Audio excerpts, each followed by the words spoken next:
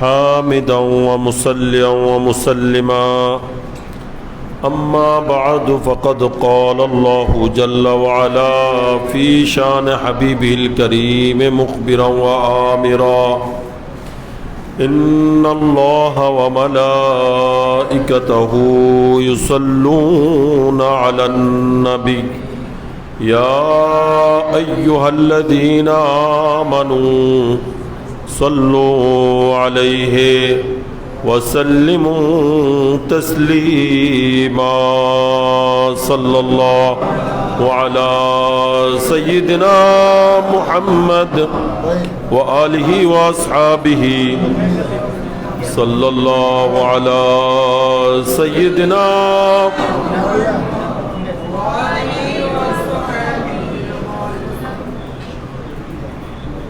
একটু মহব্বত নিয়ে প্রত্যেকে দরুদ শরীফ পড়বেন, কয়েকবার দরুদ শরীফ পড়বেন, বেশিক্ষণ না, ওয়াজও বেশিক্ষণ হবে না, সংক্ষিপ্ত হবে।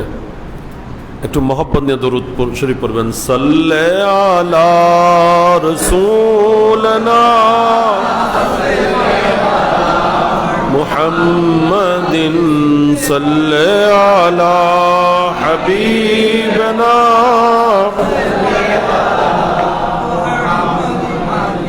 वो जो न थे तो कुछ न था, वो जो न हो तो कुछ न हो, जान है वो जहान की जान है तू जहान है। सल्ले अला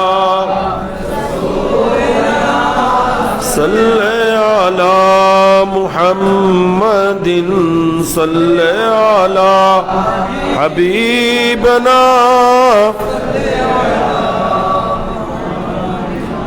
खौफे न रख रज़ा ज़रा,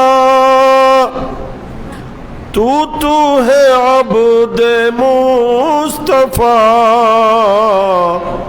तेरे लिए अमान है, तेरे लिए अमान है। सल्ले अला सल्ले अला मुहम्मदिन सल्ले अला हबीबना।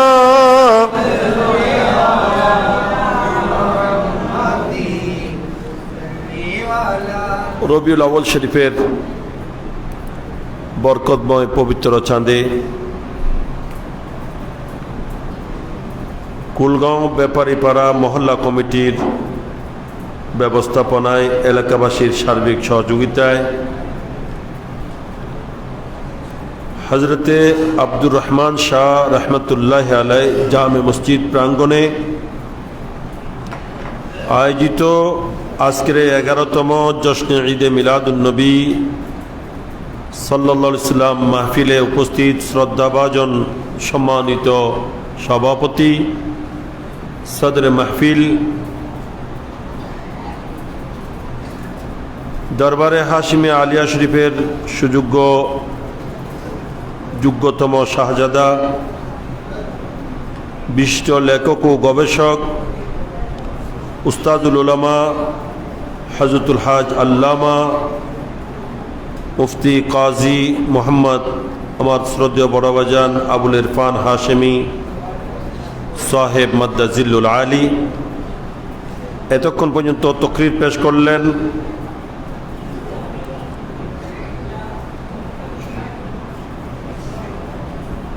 গৌসিয়া রহমানিয়া সুন্নিয়া মাদ্রাসা ফটিকছড়ির সম্মানিত সিনিয়র মুদাররিস এবং চেয়ারম্যান ঘাটা পূর্ব বাকিলিয়ার সুজারমা জামে মসজিদের সুযোগ্য খতিব ওয়াইজে খুশবায়া হজরতুল হাজ হজরতে মৌলানা মোহাম্মদ সানাউল্লাহ শিবলি নোমানি দামা ইকবালু এর আগে উদ্বোধনী তকরির পেশ করেছেন হজরত আব্দুর রহমান শাহ জামে মসজিদের সুযোগ্য পেশ ইমাম সকলের সুপরিচিত আজি গ্রামী हज़रत मौलाना हाफिज़ मोहम्मद तौहीदुल इस्लाम कादरी जीद इल्मुहु व शरफु उपस्थित आमार प्रिय ब्रादान इस्लाम रहमानी व रहमुकुमुल्लाह जल्ला व आला।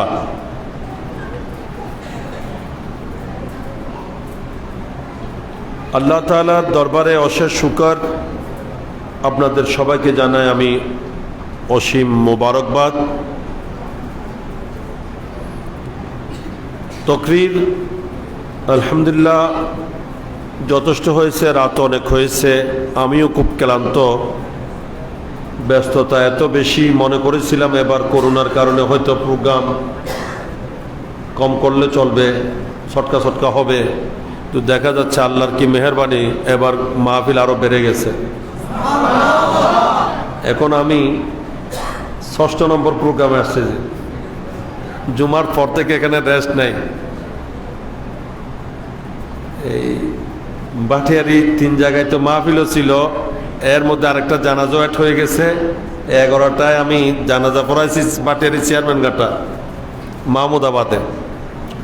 আপনাদের এখানে 11:12 গাড়ি উঠছে, আপনাদের এখানে 11:30 আগে এসে পৌঁছছে আলহামদুলিল্লাহ।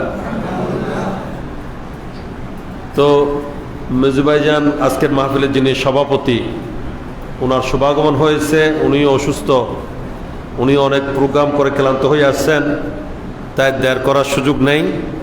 যেহেতু আমাকে একটা সাবজেক্ট দেওয়া হয়েছে, আমি তো আপনাদের সাথে সবসময় আছি এবং আপনারা আমাদের এলাকার, আমরা আপনাদের এলাকার, কেউ তো বাইরের না।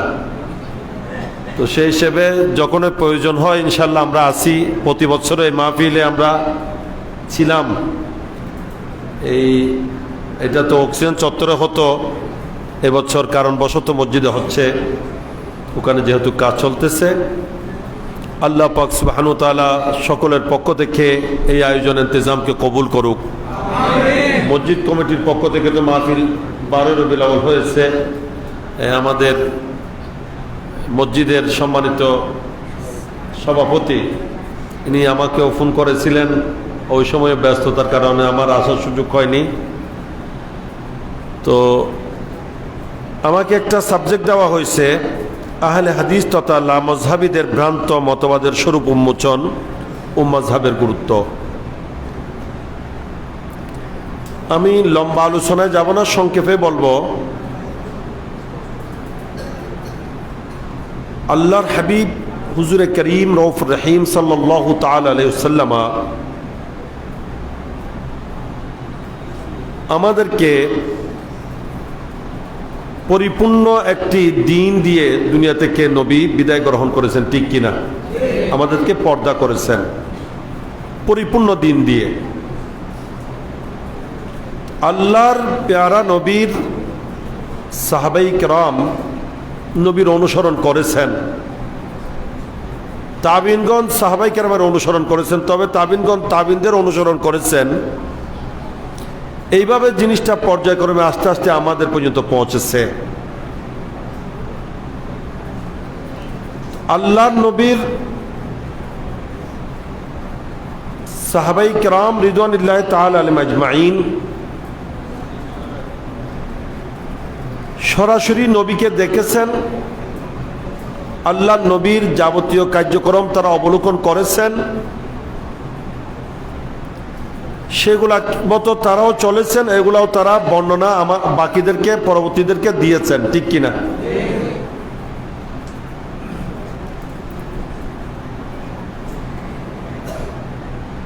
তাবিনদের যুগে এসে সাহাবায়ে কেরামের মধ্যে কিছু কিছু সাহাবায়ে কেরামের বর্ণনা বড় দল অধিকাংশ সাহাবায়ে কেরামের সাথে ফুরুই মাসালা, শাখা প্রশাখাগত মাসআলার মধ্যে একটু ভিন্নতা দেখা দিয়েছে। অর্থাৎ একদল সাহাবায়ে কেরাম একরকম বলছেন, আরেক দল সাহাবায়ে কেরাম আরেক রকম বলছেন। এগুলা কিন্তু মৌলিক বিষয়ে নয়, শাখাগত বিষয়ে।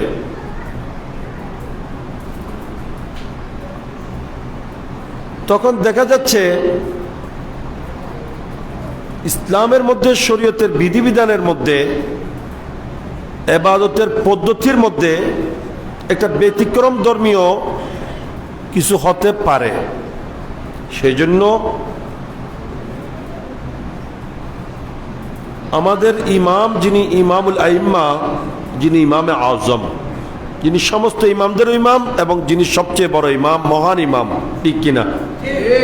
সেই ইমামে আজম রাদিয়াল্লাহু তাআলা আনহু, যার ব্যাপারে আমার নবী আগে ইঙ্গিত দিয়ে গিয়েছেন যে ইলম যদি একেবারে সূরা তারাতেও উঠে যায়, আমার উম্মতের মধ্যে অনারবীয় একজন মানুষ এমন জন্ম নেবে যে সেখান থেকেও ইলমকে, শরীয়তের জ্ঞানকে আহরণ করে জগৎকে দিয়ে ধন্য করবেন।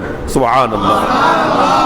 ইনি ছিলেন আমাদের ইমাম, ইমামে আজম রাদিয়াল্লাহু তাআলা আনহু। বরকতুন সুবহানাল্লাহ। সে ইমামে আজম রাদিয়াল্লাহু তাআলা আনহু কোরআন ও হাদিস, সাহাবায়ে কেরামের উদ্ধৃতি, যাবতীয় সব কিছুকে সামনে রেখে পরবর্তীতে যত ধরনের নিত্য নতুন মাসলা মাসাইল হতে পারে, হচ্ছে বা আগামীতে হওয়ার সম্ভাবনা, সবগুলাকে নিয়ে এবং সাহাবায়ে কেরামের যেই বর্ণনা, সাহাবায়ে কেরামের যে আমল, আল্লাহ নবী থেকে যে সমস্ত হাদিস শরীফ এসেছে, কোরআনের যে সমস্ত বিষয়াদি উল্লেখ হয়েছে, সবগুলাকে নিয়ে গবেষণা করে, গবেষণার জন্য একটা উপযুক্ত টিম তৈরি করেছেন, বোর্ড তৈরি করেছেন, যেখানে যুগশ্রেষ্ঠ মুফাসসির, মুহাদ্দিস, হাদিসের ইমাম, তাফসীরের ইমাম, ইনারা ফকি মুজতাহিদ ব্যক্তিবর্গকে নিয়ে, যেখানে ইমামে জুফর, ইমামে আবু ইউসুফ, ইমামে মুহাম্মদ, ইমামে জাফর, এই ধরনের অনেক যুগশ্রেষ্ঠ ইমামদেরকে নিয়ে একটা বোর্ড টিম কায়েম করে, তাদেরকে নিয়ে সব মসলার একটা গবেষণা করে কোরআন হাদিসের আলোকে, গবেষণাটা কিসের আলোকে? কোরআন সুন্নাহর আলোকে গবেষণা করে সঠিক সিদ্ধান্ত, সঠিক বিষয়াদি কিয়ামত পর্যন্ত উম্মতে মুহাম্মাদের জন্য উপস্থাপন করেছেন। এটার নাম হচ্ছে মাযহাব। এটার নাম মাযহাব। তা মাযহাব এটা কোনো ব্যক্তির অনুসরণ নয়, এটা ব্যক্তিকে মানা নয়, কোরআন সুন্নাহকে মানা। কারণ ব্যক্তি উনি নিজ থেকে কিছু বলেননি, নিজ থেকে কিছু বলেননি, কোরআন সুন্নাহর আলোকে উনি সমাধানটা জানিয়েছেন জগৎকে। ইমামে আজম কর্তৃক গবেষণা করে যে মাসলাগুলো সমাধান দিয়েছেন, সেই সমাধানকৃত পদ্ধতির নাম হচ্ছে মাযহাব। পদ্ধতির নাম কি? মাযহাব। আর ইমাম আজমের এই দেওয়া পদ্ধতির নাম হচ্ছে হানাফি মাযহাব। কি মাযহাব? এরপরে ইমাম মালিক রাদিয়াল্লাহু তাআলা উনি ওনার টিম নিয়ে কোরআন হাদিসের আলোকে সমাধান দিয়েছেন, সেটাকে বলা হচ্ছে মালিকি মাযহাব। কি মাযহাব? ইমাম শাফি রাহমাতুল্লাহ আলাইহি, আমাদের ইমাম যেদিন দুনিয়া থেকে বিদায় নিয়েছেন সেদিন ইমাম শাফির জন্ম হয়েছে। সুবহানাল্লাহ। ইমাম আজম যেদিন দুনিয়া থেকে 150 হিজরিতে, কত এগুলা? 150 হিজরিতে ইমাম আজমের যেদিন বেসাল, যেদিন ইন্তেকাল, সেদিন ইমাম শাফির জন্ম। সুবহানাল্লাহ। ইমাম শাফি রাহমাতুল্লাহ আলাইহি উনিও যুগশ্রেষ্ঠ হাদিস ও তাফসীরের ইমাম, ফিকহের ইমাম, মুজতাহিদ ছিলেন। উনি ওনার গবেষণা লব্ধ সমাধান যখন দিয়েছেন, সেটাকে বলা হচ্ছে শাফি মাযহাব। কি মাযহাব? আর সাইয়েদনা ইমাম আহমদ বিন হাম্বল শহীদ রাদিয়াল্লাহু তাআলা যে গবেষণা পেশ করে যে মাযহাব যেটা দিয়েছেন, সেটার নাম হচ্ছে হাম্বলি মাযহাব। কি মাযহাব? এই 4টা মাযহাব, এটার উপর উম্মতের ইজমা হয়ে গেছে। উম্মতের কি হয়ে গেছে? ইজমা হয়ে গেছে। 4টা মাযহাব সঠিক। 4টা মাযহাব কি সঠিক? 4 মাযহাবের যে কোনো মাযহাবের অনুসরণ করার কি আছে? জায়েজ আছে। যে কোনো এক মাযহাবের অনুসরণ করতে হবে। হ্যাঁ, তবে একটি 4 মাযহাবের যে কোনো এক মাযহাব। কিছু এটা কিছু ওটার থেকে এরকম হলে তো সুবিধা বাদে হবে, এটার নাম মাযহাব মানা হবে না। 4 মাযহাবের এক মাযহাব মানা, কোন এক মাযহাবকে অনুসরণ করা, এটার উপর উম্মতের ইজমা হয়ে গেছে। যে চারু মজহাব হক বরহক, এটার কোন একটা মজহাবকে অবশ্যই অনুসরণ করতে হবে। মজহাব মানে চলার পথ। মজহাব মানে কি? জাহাব থেকে, জাহাবুন মানে আর জাহাবু, জাহাবুন হলে তখন স্বর্ণ, আর জাহাবুন হলে তখন চলার পথ, চলা। মজহাব মানে চলার পথ, চলার পথকে বলা হয় মজহাব। এখানে একটি কথা আমাদের অবশ্যই জানা থাকতে হবে যে মজহাবের মধ্যে যে ভিন্নতা, ইখতিলাফ, সেটা কিন্তু শাখাগত মসলার মধ্যে, কিসের মধ্যে? আকাইদের মসলার মধ্যে কোনো ইখতিলাফ নাই। চারু মজহাব আহলে সুন্নাত ওয়াল জামাত, চারু মজহাব আহলে সুন্নাত, সেটা হানাফি হোক, মালিকি হোক, শাফি হোক, হাম্বলি হোক, চারু মজহাবের আকীদার ক্ষেত্রে কোনো ভিন্নতা নেই। চারু মজহাব আমার নবীকে নূর জানে, কোনো মজহাবে আমার নবীকে মাটি বলা হয় নাই, বুঝাচ্ছে? চারু মজহাব আমার নবীকে হাজের নাজের জানে, কোনো মজহাবে এর বিপরীত বলা হয় নাই। চারু মজহাবে আমার নবীকে হায়াতুন নবী জানে, কোনো মজহাবে তার বিপরীত নাই, বুঝাচ্ছে? তা আকীদার ক্ষেত্রে কোনো ভিন্নতা, এই যে চার মজহাব হয়েছে, আকীদার মধ্যেও ভিন্নতা নেই। এবং যেগুলা মৌলিক মাসআলা, শরীয়তের উসুলি বিষয়, মৌলিক বিষয়, এগুলো তো কোনো ইখতিলাফ নেই। এগুলো তো কিনে কোনো ইখতিলাফ, যেমন নাকি নামাজ কয় ওয়াক্ত ফরজ, এর মধ্যে কোনো মজহাবে কোনো ইখতিলাফ, কোনো মজহাব 3 ওয়াক্ত বলছে, 4 ওয়াক্ত বলছে, কোনো মজহাব 6 ওয়াক্ত বলে নাই। এবং তাদাদের রাকাত, কোন নামাজের কয় রাকাত, এগুলোর মধ্যে ইমাম মধ্যে কোনো ইখতিলাফ, ভিন্নতা নেই, বুঝাচ্ছে?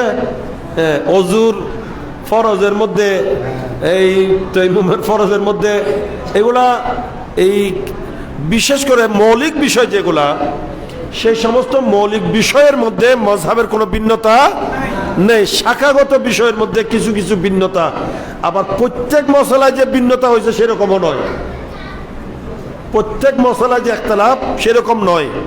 হয়তো কোনো কোনো মজহাবের মাসালার মধ্যে কি হয়েছে, ইমামদের মধ্যে ইখতিলাফ হয়েছে, তাও আবার এই নয় যে 4 ইমাম 4 রকম বলছে, সেরকম নয়। হয়তো 3 জন একদিকে, 1 জন একদিকে, বা 2 জন একদিকে, 2 জন আরেক দিকে, বুঝেছে? এগুলা যে একেবারে 4 জন 4টা বলেছেন সেরকম নয়। এই মজহাবগুলা হচ্ছে আমরা যাতে সহজভাবে দিন ধর্ম মানতে পারি, দিন ধর্ম মানতে পারি। কারণ কোরআনের মধ্যে আয়াত আছে, হাদিসের মধ্যে হাদিসে কারিমা আছে, এখানে সবগুলা আমলযোগ্য নয়। সবগুলা, আপনারা আমার কথা বুঝতেছেন? হ্যাঁ, সবগুলা কি নয়? আমলযোগ্য নয়। আমলযোগ্য নয় মানে ওখানে কিছু আয়াত আছে কোরআনের, যেগুলা হচ্ছে নাসেখ, নাসেখ মানে রহিতকারী, আর কিছু আছে মনসুখ, রহিতকৃত, অর্থাৎ যেটার হুকুম বাতিল হয়ে গেছে, এটার হুকুম আর নাই। এইটা কোরআনের একটা হুকুমকে আরেকটা আয়াত যখন রহিত করে, যে আয়াত বাতিল করে, সেই আয়াতকে বলবে নাসেখ, যেটার হুকুম মনসুখ হয়ে রহিত হয়ে গেছে যেটাকে বলবে মনসুখ, বুঝাচ্ছে?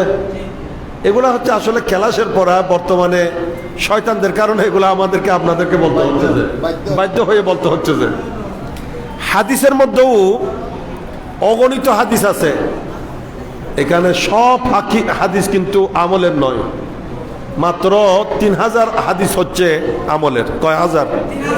কোরআনের 6666 আয়াত, তার মধ্যে 500 আয়াত হচ্ছে হুকুমের আয়াত। কয়তো? মাত্র 500 আয়াত। এখানে কোনটা নাসেখ, কোনটা মনসুখ, এগুলো অবশ্যই জানা থাকতে হবে। এগুলা না জেনে বাংলা কোরআন পড়লে, বাংলা বুখারী শরীফ পড়লে, বাংলা হাদিস শরীফ পড়লে তখন অবশ্যই সমস্যায় পড়বে। কি পড়বে? আমরা কোনো মানুষ যাতে পরবর্তীতে সমস্যায় না পড়ি, কোরআন হাদিসের আলোকে, কোরআন সুন্নাহর আলোকে আইমায়ে কেরাম গবেষণা করে যে সমাধান আমাদেরকে দিয়ে গেছেন, সহজ পথ যেটা দিয়ে গেছেন, যেটার নাম হচ্ছে মাযহাব, সেটার নাম মাযহাব। সেটা মতো চললে মানুষ সহজে দিন ধর্ম পালন করবে, আল্লাহর প্রিয় ভাজন হবে। যেমন নাকি আল্লাহর এই পর্যন্ত যত প্রিয় বান্দা হয়েছেন, ওলি আল্লাহ হয়েছেন, গৌস কুতুব আবদাল আওতাদ আখিয়ার, নুকবা, নুজবা, সালেক, মজজুব যত প্রিয় বান্দা হয়েছেন, আল্লাহকে রাজি করেছেন, আল্লাহর পক্ষ থেকে বেলায়েতের নিয়ামত পেয়েছেন, তারা মজহাব মেনে হয়েছেন। তারা কি মেনে হয়েছেন? যেমন নাকি হুজুর অলিকুল সম্রাট কে, যিনি সমস্ত ওলিদেরও ওলি, যিনি সমস্ত পীরদের পীর, তাকে বলা হয় পীরানে পীরানে পীর। অলিকুল সম্রাট, পীরানে পীর, দস্তগীর মেহবুব ইসফাহানি, গৌস আজম জিলানি কুদ্দুসা সিররুহুল আজিজ রাদিয়াল্লাহু তাআলা আনহু ওয়া আরদাহু আন্না, ইনি অলিকুল সম্রাট। ইনিও মজহাব মানতেন কিনা? ইনি হাম্বলি মজহাবের অনুসারী ছিলেন। কোন মজহাবের? হাম্বলি মজহাবের অনুসারী ছিলেন। এই দেশে পাক ভারত উপমহাদেশে আমরা ইসলাম পেয়েছি কার মাধ্যমে? খাজা গরিব নওয়াজের মাধ্যমে, ঠিক কিনা? এটা ইতিহাস স্বীকৃত বিষয়, এটা অস্বীকার করার কোনো সুযোগ। একেবারে বিধর্মীয় যদি কোনো ইতিহাস লেখে ইসলামের, লেখে কিনা? লেখে তো। কোরআনের অনুবাদ করে না বিধর্মী? 30 পারা কোরআনের অনুবাদ করেছে গিরিশচন্দ্র দাস। কোরআনের কি করেছে আমরা জানেন না মনে হয়? কোরআন বাংলা অনুবাদ করেছে কে? গিরিশচন্দ্র দাস। আপনারা জানেন না? হ্যাঁ, কাব্য অনুবাদও করেছে তো। সূরা দোহার কাব্য অনুবাদ তো আগের মাত্র ক্লাসের মধ্যে, পাঠ্যের মধ্যে ছিল, হিন্দুর করা। কোন বিধর্মীয় যদি ইতিহাস লেখে, এই কথা বাধ্য হবে লিখতে যে এই পাক ভারত উপমহাদেশে যদি ইসলাম প্রচার হয়েছে, তো খাজা সুলতানুল হিন্দ, রাজাই হিন্দুস্তান, মুক্তাদায়ে সালিকা, কেবলায়ে আরিফা খাজা মুঈনুদ্দিন হাসান চিশতি সঞ্জরি রাদিয়াল্লাহু তাআলার মাধ্যমে হয়েছে, ঠিক কিনা? আল্লাহু আকবার, ইয়া রাসূলুল্লাহ, ইয়া গাউসুল আজম দস্তগীর জিন্দাবাদ। তো খাজা গরিব নওয়াজও মজহাবের অনুসারী ছিলেন, মজহাব মানতেন। বড় করুন সুবহানাল্লাহ। খাজা গরিব নওয়াজ ছিলেন হানফি মজহাবের অনুসারী। কোন মজহাবের অনুসারী? আমরা যে মজহাব, সেই মজহাবের অনুসারী ছিলেন খাজা গরিব নওয়াজ। উনি যেহেতু হানফি মজহাবের অনুসারী ছিলেন, সেই কারণে পাক ভারত উপমহাদেশের মুসলমান হানফি মজহাবের অনুসারী। বুঝাচ্ছে ঘটনা কোথায়? বুঝাচ্ছে? হ্যাঁ, বাবা শাহজালাল ইয়ামানী এই বাংলার জমিনে ইসলাম প্রচার করেছেন, ঠিক কিনা? ইনিও মজহাবের অনুসারী ছিলেন, হানফি মজহাবের অনুসারী ছিলেন। কোন মজহাব? ওলি আল্লাহরা ওলি হয়েছেন মজহাব মেনে। আর এখন যারা বলে মজহাব মানার কোনো দরকার নাই, মজহাব মানলে শিরিক হবে, এরা কি ওলি আল্লাহদের ইসলাম মানে নাকি শয়তানের ইসলাম? এরা আমার গরিব নওয়াজ ইসলাম আনছেন কোত্থেকে? মদিনা শরীফ থেকে। কোত্থেকে? আপনারা কি রজবের ওয়াজ ভুলে গেছেন? খাজা গরিব নওয়াজ ছিলেন কোথায়? মদিনায় পাকে। আমার নবীর দরবারে চলে গিয়েছিলেন যে ওনার সারা জীবন ওখানে কাটিয়ে দিবেন। আর আমার নবী ওনাকে ওখান থেকে বললেন যে ইজহাবিলাল হিন্দ আনতা মুঈনু দিদিনা, তুমি আমার দ্বীনের সাহায্যকারী, তুমি হিন্দুস্তানে চলে যাও, ওখানে গিয়ে ইসলাম প্রচার করো। তাহলে আমার গরিব নওয়াজ খাজা বাবা ইসলাম আনছেন কোত্থেকে? কার নির্দেশে? নবীর নির্দেশে মদিনায় পাক থেকে ইসলাম আনছেন, যে ইসলাম আমরা গ্রহণ করেছি, ঠিক কিনা? আমাদের পূর্বপুরুষরা গ্রহণ করেছেন। ইনি মজহাবের অনুসারী হয়ে মানুষকে মজহাবের অনুসারী করেছেন। তাহলে এইটা সঠিক হবে নাকি যারা মজহাবের বিরুদ্ধে বলছে সেটা সঠিক হবে? কি বলো? আপনারা কি বলেন? গরিব নওয়াজ যে ইসলাম এনেছেন সেটা সঠিক হবে নাকি নতুন যেটা বলতেছে সেটা সঠিক হবে? এই দেশে যত ওলি আল্লাহ আছে, যাদের মাধ্যমে এদেশের ইসলামের বিস্তৃতি, ঠিক কিনা? আজকে এই পর্যন্ত মুসলমান আছে, ইমানের আলোতে মুসলমানের অন্তর আলোকিত আছে, এটা একমাত্র ওলি আল্লাহদের অবদান, ঠিক কিনা? তো সেই ওলি আল্লাহরা মজহাব মানতেন কিনা?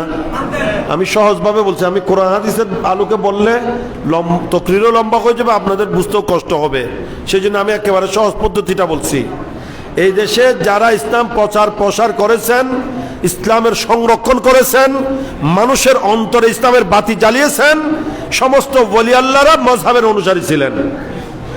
তাহলে বোঝা যায় মজহাব মানাটাই সঠিক। কারণ ইনারা মজহাব মেনে ওলি আল্লাহ হয়েছেন, আল্লাহর প্রিয় হয়েছেন, ঠিক কিনা? যদি মজহাব মানাটা বেঠিক হতো ইনারা কি আল্লাহর ওলি হতেন? এই দেশে খাজা কুতুবউদ্দিন বখতিয়ার কাকি হোক, কুতুবুল আকতাব শাহে আমানত হোক, এই দেশের হযরত কেবলা শাহ আহমদুল্লাহ মজভান্ডারী কেবলা কাবা রহমতুল্লাহ আলাইহি হোক, গাজী দ্বীন-ই মিল্লাত ইমাম শের বাংলা আল কাদরি হোক, হযরত সুলতানুল ওয়াজিন আল্লামা শাহজুজ্জামান হাশমি হোক, ইমাম আহলে সুন্নাত যাকে আমরা হারিয়ে ফেলেছি, আমাদের থেকে বিদায় নিয়েছেন, তেমন তো দেরি হয় নাই। এখন কয় মাস? 4 মাস হলো তো, বললাম 4 মাস হচ্ছে না? শ্রাবণের শ্রাবণ, জিলহজ 6 মাস চলে যাচ্ছে। ইনি আল্লাহর ওলি কিনা? জি, সন্দেহ আছে? আল্লাহর ওলি হয়েছেন, উনি মজহাব মানতেন কিনা? ইনি হানফি মজহাবের অনুসারী ছিলেন কিনা? এবং হানফি মজহাবের নিজে অনুসারী ছিলেন যে নয়, অগণিত মানুষকে হানফি মজহাবের অনুসারী করেছেন। অগণিত হানফি মজহাবের যোগ্য আলেম মুহাদ্দিস মুফাসসির উনি তৈয়ার করে গেছেন, ঠিক কিনা? তো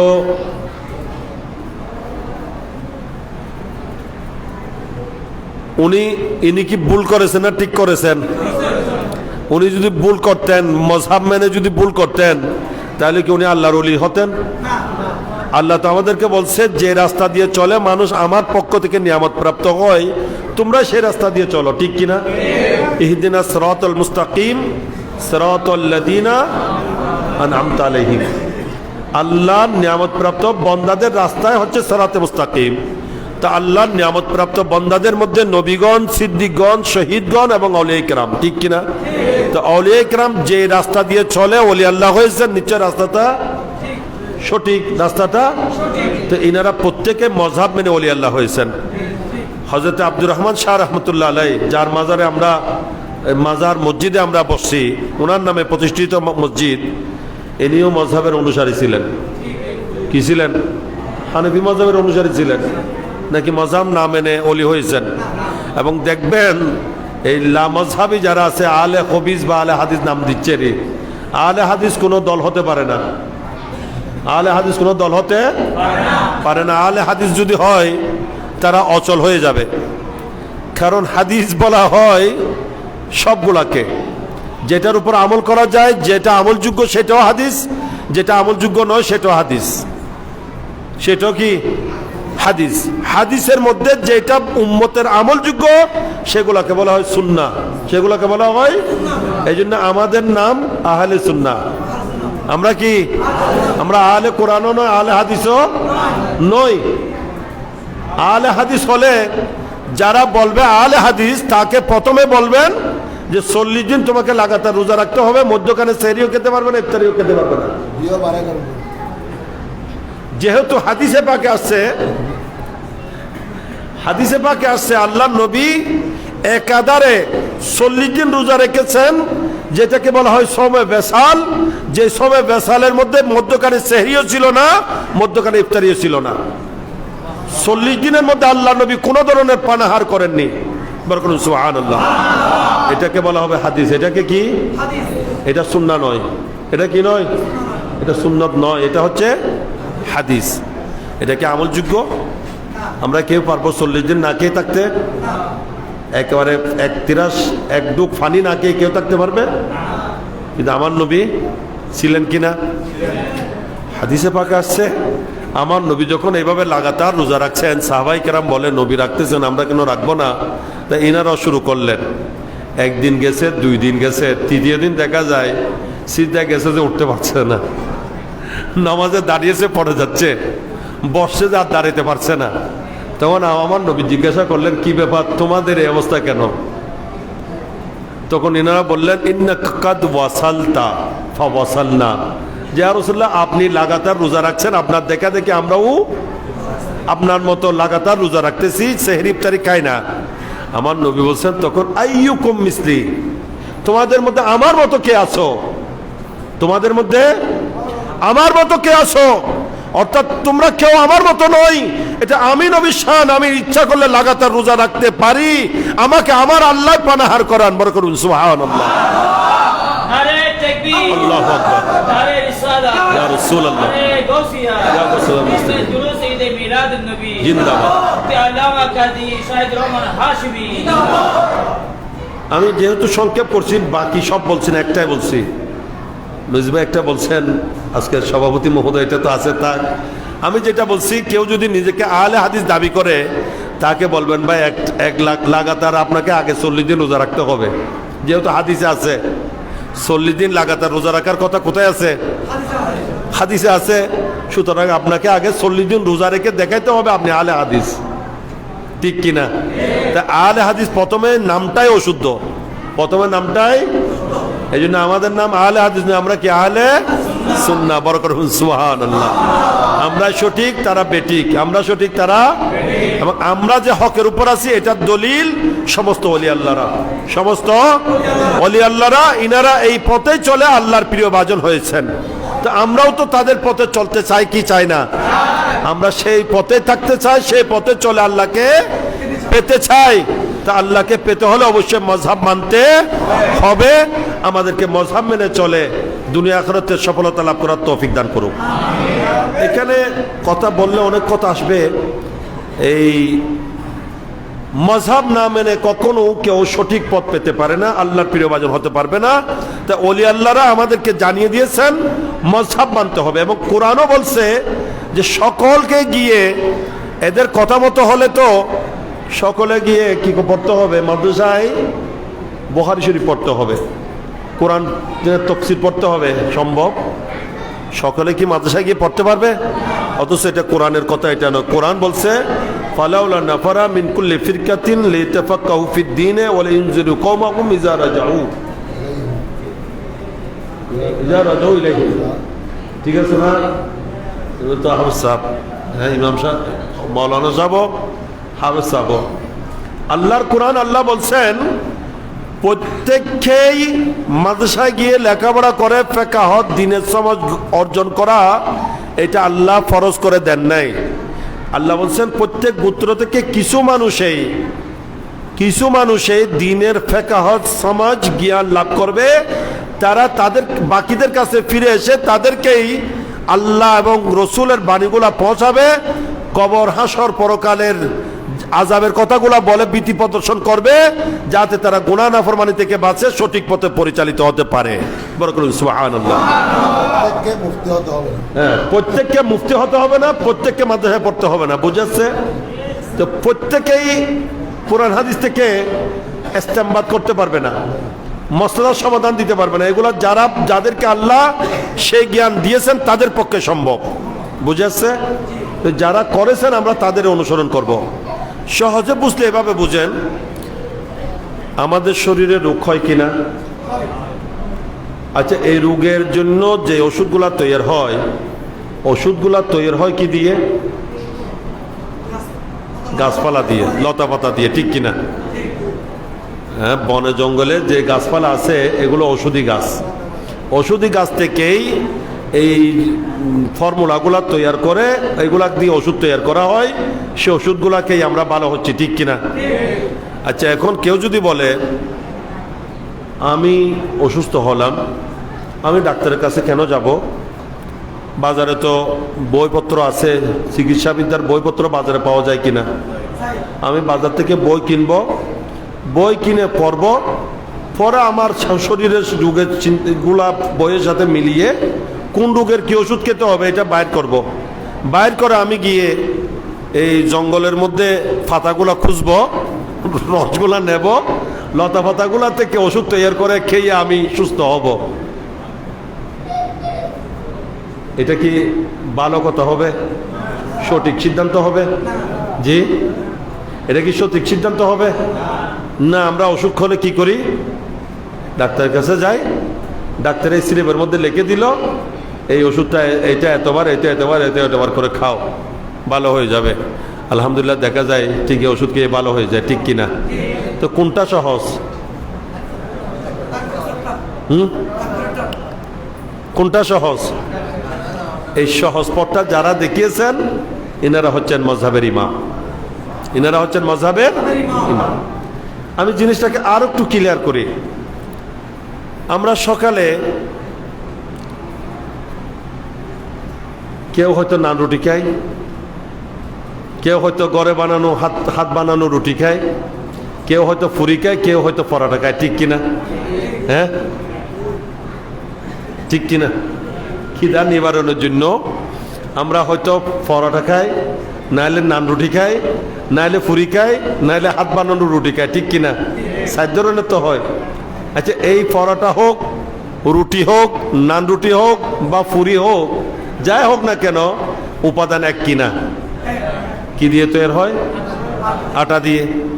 আচ্ছা, এখন কেউ যদি বলে আমি দোকানে গিয়ে লাইন ধরে এই রুটি নেওয়ার দরকার কি, না রুটি নেওয়ারও দরকার কি, আটা যখন ঘরে আছে এত কষ্ট করে বেলার খামির ধরার কারো কি? হ্যাঁ, এগুলা আগুন টাগুন ঝামেলা ধরার দরকার কি? আটা আর পানি খেয়ে ফেলবো, পেট ভর্তি হয়ে যাবে, হবে নি? এখন আহলে হাদিস এই কথাটা বলছে। আহলে হাদিস বলে কাউকে মানার দরকার কি, কোরআনে সবকিছু আছে, হাদিসে সবকিছু আছে। তো কোরআনে সবকিছু আছে, হাদিসে সবকিছু আছে, তাহলে কোরআন হাদিস থেকে খেয়ে ফেললে ওই ডাইরেক্ট আটা খাওয়ার মতো হবে। কি খাওয়ার মতো হবে? আটার ময়দা খেয়ে ফেললে যে অবস্থা হবে, খাওয়া যাবে? আটা মুখে দিয়ে পানি ঢুকাইলে কেমন হবে? হ্যাঁ, কারো যদি মনে চায় কে দেখবে, কি বলেন? আর আহলে হাদিস যারা, তাদেরকে এইভাবে খাওয়াই দিবেন, বলে আপনারা বলছেন কোনো গবেষণার দরকার নেই, ডাইরেক্ট খেয়ে ফেলার জন্য, তো আপনারা এইভাবে ডাইরেক্ট খেয়ে ফেলেন। এই আটা, পানি, লবণ ইত্যাদি মিশ্রিত করে এটাকে তৈয়ার করে আগুনে পুড়িয়ে কেউ আমাদেরকে পরোটা হিসেবে পেশ করেছেন, কেউ রুটি হিসেবে পেশ করেছেন, কেউ পুরি হিসেবে পেশ করেছেন, কেউ নান রুটি হিসেবে পেশ করেছেন। যার যেটা সুবিধা, যার যেটা পছন্দ, সে সেটা গ্রহণ করে খাচ্ছে, ঠিক কিনা?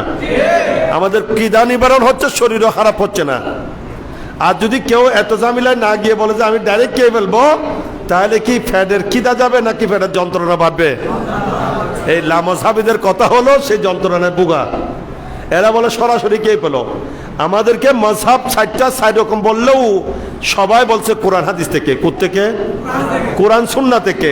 ইনারা কোরআন সুন্নাহ থেকে তৈয়ার করে, কেউ পরোটা রূপে দিয়েছে, কেউ পুরি রূপে দিয়েছে, কেউ রুটির রূপে দিয়েছে, কেউ না রুটি রূপে দিয়েছে। কথাটা বুঝছেন এবার? বুঝাচ্ছে? তো যার যেটা পছন্দ সেটা সে গ্রহণ করবে। আর ডাইরেক্ট খেতে বললে তাহলে তাদেরকে আগে বলবেন যে আটার পানি আগে খেয়ে ফেলার জন্য, খামিরও তৈরি করবে না, কি এটাকে তেলও দিবে না বা ফুরবেও না, পারবে খেতে? এটা হচ্ছে যন্ত্রণা। তাই যন্ত্রণা মুক্ত সঠিক পদ্ধতি হলো মজহাব মানা। বড় করুন সুবহানাল্লাহ। আল্লাহ পাক সেই মজহাব মানে আমাদেরকে চলে আল্লাহর প্রিয় বান্দাদের অনুগামী হয়ে দুনিয়া আখিরাতে সফলতা লাভের তৌফিক দান করুক। আমি সময় দিকে দেখে সংক্ষেপে বলছি, এখন যথেষ্ট তো আশা করি। হ্যাঁ, আমি এখানে আগে অনেকবার আলোচনা করেছি এইসব বিষয়, আপনারা এই খেয়াল করবেন ইনশাল্লাহ, জেনে শুনে বুঝে চলবেন। এবং লামাজহাবিদের সবচেয়ে বড় মারাত্মক হলো এরা শুধুমাত্র বারবার হাত উঠানো, হাত এখানে বাঁধা, এইভাবে লম্বা হয়ে দাঁড়া, এগুলোর মধ্যে সীমাবদ্ধ নয়। এগুলো তো কিছু আমাদের দেখা বিষয়। এদের সবচেয়ে জঘন্য মারাত্মক কি জানেন? এদের আকিদা এত গলিজ, এত মারাত্মক, এত নিকৃষ্ট আকিদা পোষণ করে, যেগুলা শুনলেও আপনাদের খান জ্বলবে। এরা এক একটা মন্তব্য লেখছে নাউজুবিল্লাহ এদের নবীর ব্যাপারে, আল্লাহর ব্যাপারে, নবীর আওলাদের ব্যাপারে, আহলে বাইতের ব্যাপারে, সাহাবায়ে কেরামের ব্যাপারে, ইমামে আজমের ব্যাপারে যে সমস্ত মন্তব্য এদের, এগুলা শুনলে তো অবাক হয়ে যাবেন। তাই এদের থেকে নিরাপদ দূরত্ব বজায় রাখবেন। এরা সৃষ্টির সবচেয়ে নিকৃষ্ট প্রাণী, মানুষ না, কি বলছি যে আমি, শেরারুল খালক, সৃষ্টির শেষ নিকৃষ্ট প্রাণী। এদের চেয়ে নিকৃষ্ট জগতের মধ্যে নেই। ফ্রান্স বিধর্মীরা আমার নবীর শানে ব্যঙ্গচিত্র করছে, এটা অবশ্যই বড় জঘন্যতম অপরাধ, ঠিক কিনা? এর চেয়ে বড় অপরাধী এই সমস্ত লামাজহাবি, এই সমস্ত ওয়াহাবি, তবলিগি, মওদুদি, জামাতি, খারেজি, বাতিলপন্থী, যারা আমার নবীর শানে, নবীর কলমা পড়ে, নবীর উম্মত দাবি করে, নবীর শানে মানে বেয়াদবি করে, তারা, ঠিক কিনা? আজকে তাদের কারণে বিধর্মীরা সাহস পাচ্ছে। বাংলাদেশেও দেখা যাচ্ছে বিধর্মীরা এখন আমার নবীর বিরুদ্ধে বলা সাহস দেখাচ্ছে, কারণ ওই সমস্ত শয়তানরা আলেমের বেশ ধরে আমার নবী শানে বেয়াদবি করে, ঠিক কিনা? এরা জঘন্যতম প্রাণী, সৃষ্টির নিকৃষ্টতম প্রাণী, শারারুল খালক হচ্ছে সেই সমস্ত লামাযাবি। এদের থেকে সাবধান, সতর্ক থাকবেন। এদের মধ্যে কোনো আলেম নাই, এদের মধ্যে কোনো আলেম নাই, এবং এরা এক সুগা, এরা কি এক সুগা, এরা হাদিস একটা দেখছে আরেকটা দেখে নাই। এরা হাদিস একটা দেখে, কোরআনের আয়াত একটা দেখে আরেকটা দেখে না। অত সবগুলো সামনে নিয়ে যিনি গবেষণা করে যারা দিয়েছেন, এনারা হচ্ছেন মযহাবের ইমামগণ। বড় করুন সুবহানাল্লাহ। তাই একটা দেখে আরেকটা না দেখলে হবে না, নিজে নিজে চিকিৎসা করলে বিপদ হবে। কি হবে? আমি আমার এক জীবনের একটা ঘটনা বলি। আমি 2006 সালে হজে যখন গিয়েছি, এটা আমার প্রথম হজ ছিল। আমার সাথে এক বৃদ্ধ মানুষ গিয়েছেন, ওই বড়দিঘির ফার, ওনার বাড়ি হচ্ছে ফতেহাবাদ। আব্দুল মজিদ শাহ রহমতুল্লাহ একজন আল্লাহর ওলি আছেন। ওনার সাথে আমার দাজান কেবলা রহমতুল্লাহ আবার গভীর সম্পর্ক ছিল। ওনার বেটা মাওলানা সুলাইমান, ইনার বয়স প্রায় 70-এর ঊর্ধ্বে, 80-র কাছাকাছি ছিল, খুব বয়স্ক। ওখানে উনি হঠাৎ করে অসুস্থ হয়ে পড়লেন। তার মানে বারবার ঘন ঘন বাথরুমে যেতে হচ্ছে, বুঝছেন তো? ফ্যাট নরম হয়েছে যে মদিনায় পাকে। তখন আমার সাথে একজন হাজী সাহেব ছিলেন, উনি ওনার কাছে এই ফ্যাটের সমস্যা দেখা দিলে যে ওষুধ ওনার কাছে ছিল, ওখান থেকে খাওয়াই দিলেন, যে এটা খুব ভালো ওষুধ, খাওয়াই দিলেন। আচ্ছা, খাওয়াই দেওয়ার পর পরের দিন আমরা এগুলো তো সকালবেলায় খাওয়ানো হয়েছে, আমরা ওই বিকালে যখন আসরের নামাজে যাই, একেবারে এশার নামাজ পড়ে ঘরে ফিরি। এই পর্যন্ত মদিনায় পাকে মসজিদে নববী শরীফে অবস্থান করি। রাত্রিবেলায় যখন ঘরে ফিরছি, তখন দেখি এই বেটার যন্ত্রণা আর শোয়া যায় না। কি যন্ত্রণা বলে? এখন পায়খানা নয়, প্রস্রাব সব বন্ধ হয়ে গেছে। কি পায়খানার সাথে প্রস্রাব সহ বন্ধ হয়ে গেছে। ফ্যাটের টনটনি যন্ত্রণা সহ্য করতে পারছে না, অজর নয়নে বৃদ্ধ মানুষ কাঁদছে। আমরা বড় দুঃখে পড়ে গেলাম, রাতও হয়ে গেছে অনেক। তো ওই বছর আমি শাহ আমানত হসকাপালায় গিয়েছিলাম। ওখানে অনেক ডাক্তার আছে, ডাক্তার শেখ শফিউল আজম, আরো ডাক্তার শেখ শফিউল আজম ওনার কাছে গেলাম ওনাকে নিয়ে। তখন উনি নাকি এখনো বাসায় ফিরে নাই। আচ্ছা, বলে যে অমুক জায়গায় অমুক বিল্ডিংয়ে আরেকজন ডাক্তার আছে, ওনার কাছে গেলাম। ওনার কাছে গিয়ে দেখি উনিও নাই। এত দূরে শুনলাম আবার ডাক্তার শফিউল আজম আসছে, তখন ওনার কাছে নিয়ে গেলাম। তখন উনি বলছে, কি ওষুধ খাওয়ানো হয়েছে? আমি বলছি এই ওষুধ। তখন বলে যে, হ্যাঁ রে সর্বনাশ, এটা 70 বছরের চেয়ে বয়স যাদের কম তারা খেতে পারবে, 70 আপ হয়ে গেলে তারা এই ওষুধ খেতে পারবে না। তাইলে এখন আমি ডাক্তারি করতে গেলে সমস্যা কিনা? ওষুধ তো ঠিক এই পায়খানার ওষুধ, কিন্তু এটা যে ওই বয়সের জন্য প্রযোজ্য নয়, এটা আমার জানা নাই। তাহলে সমস্যা হয়েছে কিনা? রোগের এক সমস্যা দূর করতে গিয়ে আরেক সমস্যা দেখা দিল। এই জন্য অভিজ্ঞ জ্ঞানীর কাছে থেকেই, অভিজ্ঞ ডাক্তারের কাছে চিকিৎসা নিতে হবে। তো ডাক্তার যদি আমার মতো এইরকম ডাক্তারি কেউ করে, তাহলে জান বাঁচার জায়গায় জান যাবে, ঠিক কিনা? আর যদি অনভিজ্ঞ মোল্লা হয়, আলেম যদি এই ডাক্তার যদি কি করে আবার ফতোয়াবাজি করে, শরীয়তের সমাধান দেয়, তখন সমস্যা হবে কিনা? এই জন্য তো ফার্সিতে বলে, নিমে মোল্লা খতরা ইমা, নিমে তবিব খতরায় যা। অর্ধেক ডাক্তার হলে সে জানের খতরা হবে, আর মোল্লা যদি অর্ধেক হয় তাও কি হবে? ইমানের খতরা হবে, ঠিক কিনা? এই লামাযহাবীদের অবস্থা হচ্ছে তাই। এখানে কোনো আলেম নাই। এই যেটাকে কাফের নায়ক বলছে, কোন নায়ক? কাফের নায়ক, সে ডাক্তার। যেটা কি আলেম না, সেটা ডাক্তার। ডাক্তারও আবার কোনো বালা ডাক্তার না, ডেন্টাল ডাক্তার, দাঁতের ডাক্তার। কিসের ডাক্তার? একজন ডাক্তার, দাঁতের ডাক্তার হয়ে সে ফতোয়াবাজি করছে, সে শরীয়তের সমাধান দিচ্ছে। কখনো সঠিক হবে? আমি ডাক্তারি করলে যেমন সঠিক হবে না, উনি ডাক্তার হয়ে যদি দিন নিয়ে আলোচনা করে, এটাও কখনো সঠিক হবে না। তবে বড় পরিতাপের বিষয়, ইদানিং দেখা যাচ্ছে বড় বড় হুজুরদেরকে বসিয়ে রাখিয়ে প্রধান বক্তা বানানো হয়। কি এই ইংরেজি শিক্ষিত, বাংলা শিক্ষিতকে, ইদানিং এই জিনিসটা বেড়ে গেছে। বিভিন্ন মজলিসের প্রধান বক্তা হয়ে থাকে বিভিন্ন অ্যাডভোকেট, নেতা। এগুলা কি আলেমের বয়ান করতে পারবে? কুরআন হাদিস আলোচনা করার অধিকার এদের আছে? এই স্টেজ যেটা হয়, এটা জেনে রাখবেন, এটাকে মিম্বারে রসুল বলা হয়। এটাতে যারা নায়েবে রসুল তারাই বসতে পারে, তারা আলোচনা করতে পারে। এই ধরনের যারা আলেম নন, যারা বাংলা শিক্ষিত, ইংরেজি শিক্ষিত, তারা এখানে আলোচনা করার অধিকার নাই। যাদের কাছে পাকাপোক্ত এলম নাই, নাসেখ মনসুখের এলম নাই, তারা কখনো মানুষকে হেদায়েত করতে পারে না, বরং যতদূর হেদায়েত করবে ততদূর বেশি গুমরাহ করবে। ঠিক কিনা? এই জন্য আলা হযরত রাদিয়াল্লাহু তাআলা সেই ব্যাপারে বলছেন, ও জিতনে সনওয়ারেঙ্গে ইতনা বিগাড়েঙ্গে, এরা যত বেশি লাভ করবে তার চেয়ে ক্ষতি বেশি করবে। তাই যারা আলেম নন তাদের বক্তব্য শুনবেন না। তারা যদি ধর্মীয় আলোচনা করে, তাদের আলোচনা করাও হারাম, তাদের আলোচনা শোনাও হারাম। আমি ওপেনলি ফতোয়া দিচ্ছি, ইনশাআল্লাহ, আমার গর্ব নয়, এটার উপর আমি যে কারো সাথে বসতে রাজি আছি, ইনশাআল্লাহ। বুঝাচ্ছে? এটা মস্কারি কথা নয়, এমনি বলে দিচ্ছি সেরকম নয়। এটার উপর আমার আলহামদুলিল্লাহ যথেষ্ট আমার জানাশোনা জ্ঞান আছে, আমি এটার উপর অবগত। এই জন্য যারা সত্যিকার আলেম নন, কোরআন হাদিসের যথাযথ জ্ঞান যাদের নেই, তাদের আলোচনা করার অধিকারও, ধর্মীয় আলোচনা করার অধিকার নেই। এই মাযহাবীদের মধ্যে সবগুলা হচ্ছে কি জাহেল, এখানে কোনো আলেম নাই,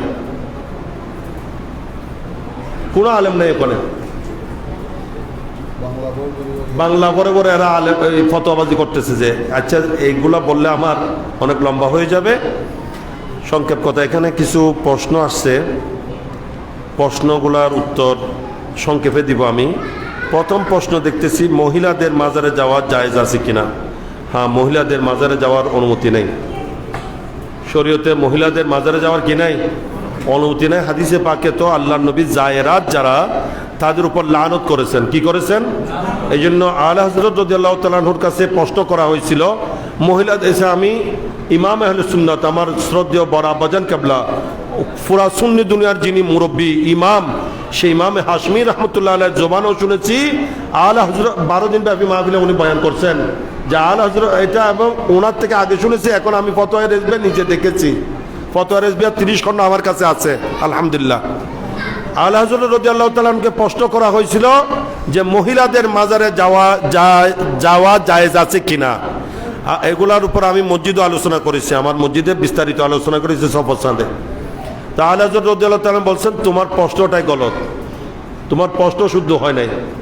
তো বলে যে হুজুর প্রশ্ন কি হবে? বলে যে তোমার প্রশ্ন করা উচিত ছিল যে একজন মহিলা মাজার জিয়ারতের জন্য বাহির হলে, সে বাহির হওয়া থেকে ঘরে ফেরা পর্যন্ত কতদূর লানতের ভাগী হয়, তাকে ফেরেশতা কতদূর লানত করে, আল্লাহ কতদূর লানত করে, এবং যার মাজারে যাচ্ছে উনি মাজার থেকে কতদূর ওনাকে লানত দেয়। এটাই ছিল তোমার প্রশ্ন, এইভাবে হওয়া উচিত। বড় করুন সুবহানাল্লাহ। আচ্ছা, দ্বিতীয় প্রশ্ন আছে, জুমার নামাজে খুতবার সময় কথা বললে কি গুনাহ হয়? হ্যাঁ, অবশ্যই। জুমার নামাজের যে খুতবা, এটা শোনাটা ওয়াজিব। এটা কি? এটা অন্তরের খান লাগিয়ে শুনতে হবে, বুঝেন আর নাই বুঝেন, এটা কি করতে হবে? শুনতে হবে। এমনকি আপনার কাছে আওয়াজ না পৌঁছলেও আপনাকে চুপ থাকতে হবে, এটা চুপ থেকে শুনতে হবে। এর মধ্যে কোনো ধরনের জন্য ব্যাঘাত না হয়। যদি ব্যাঘাত করে থাকেন, এমনকি সেই অবস্থায় নামাজ পড়ার অনুমতি নেই, নামাজ পড়ারও কি নাই? অনুমতি নেই। আপনি কোনো তসবিহ তাহলিল পড়ার অনুমতি নেই। ওখানে ওই সময় চুপ থেকে খুতবা শুনতে হবে। বুঝে আসছে? প্রথম খুতবা চলাকালীন আপনি এইভাবে হাত বেঁধে বসবেন, এটা হচ্ছে মুস্তাহাব। বসে নামাজ পড়ার যে পদ্ধতি, সেভাবে বসবেন। বুঝে আসছে? যেহেতু আমরা জুমার নামাজ পড়ি, জোহরের বদলায়, কিসের বদলায়? জোহরের পরিবর্তে জুমা আদায় করি, ঠিক কিনা? আনজিমাতি সালাতা জুহরে বেআদায়ে রাকাতায় সালাতুল জুমাতে। জুমার নামাজের মাধ্যমে জোহরের কি নামাজের জিম্মাদারিটা আদায় করতেছি, ঠিক কিনা? তাহলে জোহরের নামাজ কয় রাকাত ফরজ, আর জুমা পড়ি কয় রাকাত, আর 2 রাকাত কোথায়? খুতবার মধ্যে। এই 2 রাকাতের পরিবর্তে 2টা খুতবা। এই জন্য নিয়ম হচ্ছে, প্রথম খুতবা যখন চলবে তখন দুজানু হয়ে বসবেন, যেভাবে বসে নামাজ পড়ে, তবে তাশাহুদে যেভাবে বসে সেভাবে। তবে প্রথম খুতবার সময় হাতটা নাভির নিচে বাঁধবেন। বুঝে আসছে? দ্বিতীয় খুতবার সময় হাত হাঁটুর উপর থাকবে, তবে এইভাবে থাকবে, যেহেতু দ্বিতীয় খুতবার মধ্যে দোয়া থাকে। কি থাকে? দোয়া। তবে আমাদের হানফি মাযহাব মতে ওই সময় আমিনও বড় আওয়াজে বলবে না, মনে মনে বলবে, ঠিক আছে? সালামের গুরুত্ব এতদূর জানুন যে আল্লাহ পাক সুবহানাহু ওয়া তাআলা সাইয়েদনা আমাদের আদি পিতা সাইয়েদনা আদম আলাইহিস সালামকে সৃষ্টি করার পরেই আদম আলাইহিস সালামকে নির্দেশ দিয়েছেন। এটা বুখারী শরীফের riwayতের মধ্যে আছে 13 পারার মধ্যে কিতাবুল আম্বিয়ায়, যে আল্লাহ পাক সুবহানাহু ওয়া তাআলা আদম আলাইহিস সালামকে বলছেন ওইদিকে যে ফেরেশতাদের একটা দল বসে আছে, হাদিসের ইবারত পড়ছি না আমি সংক্ষেপের জন্য, ইজাবিলা হাউলাই নাফর ওহুম নাফর মিনাল মালাইকা, যে ওখানে ফেরেশতাদের একটা দল বসে আছে। আল্লাহ তাআলা আদম আলাইহিস সালামকে বললেন তাদেরকে গিয়ে তুমি সালাম দাও। কি দাও? তাহলে সালাম দেওয়ার নির্দেশ কার? প্রথমেই নবী আদম আলাইহিস সালামকে, সর্বপ্রথম মানবকে আল্লাহ কিসের নির্দেশ দিয়েছেন? সালাম দেওয়ার নির্দেশ দিয়েছেন। তা আল্লাহর নবী বলছেন আদম আলাইহিস সালাম গিয়ে ফেরেশতাদেরকে সালাম দিলেন এবং আল্লাহ তাআলা বললেন যে কি উত্তর দেয় সেটা একটু শুনিও। তো ওনারা বলেছিলেন ওয়া আলাইকুমুস সালাম ওয়া রাহমাতুল্লাহ ফাজাদু ওয়া রাহমাতুল্লাহ, তারা রহমতুল্লাহ বাড়িয়ে দিল। তো আদম আলাইহিস সালাম বলেছিলেন আসসালামু আলাইকুম, ওনারা বলেছিলেন ওয়া আলাইকুমুস সালাম ওয়া রাহমাতুল্লাহ। তাইলে সালামের গুরুত্ব এখানে খুব সহজে বোঝা যায়। এবং হাদিসে পাকে আছে আল্লাহর নবীকে জিজ্ঞাসা করা হয়েছিল আইয়ুল ইসলামে খায়র, ইসলামের মধ্যে কোন জিনিসটা সবচেয়ে উত্তম? আমার নবী বলছেন ইফশাউস সালাম, বেশি বেশি সালামের আদান প্রদান করা, সালামের বিস্তৃতি ঘটানো। বড় করে সুবহানাল্লাহ। তাই একজন একজনের সাথে সাক্ষাৎ হলে ইসলামের নিয়ম হচ্ছে কি দেওয়া? এখানে আমি একটি বিষয় বলবো, এই সালাম দেওয়ার জন্য এই নয় যে শুধু বড় ছোটরা বড়কে সালাম দিবে এরকম নয়, বড়জন ছোটজনকেও সালাম দিতে, শুধু স্ত্রী স্বামীকে সালাম দিবে সেরকম নয়, স্বামীও স্ত্রীকে সালাম দিতে। এবং আমরা মনে করি স্বামী যদি স্ত্রীকে সালাম দেয় এটা বড় লজ্জাজনক হবে। আজকে যদি কেউ গিয়ে আজকের মাহফিল থেকে গিয়ে যদি ঘরে সালাম দেয় সেই বেটিকে, ওই বেটি বলবে আল্লাহ জানে মাহফিলত গিয়ে তো হন্ডি কি লেখি বাতাস টাতাস লাগিয়ে ভাল্লা এলে হইব না হইব।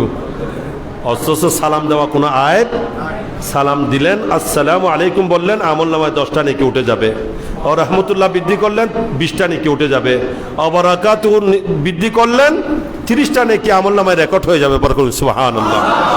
আল্লাহ নবী বলছেন ইসলামের মধ্যে সর্বোত্তম কাজ হলো সালামের আদান প্রদান, সালামের বিস্তৃতি ঘটানো। বরকত সুবহানাল্লাহ।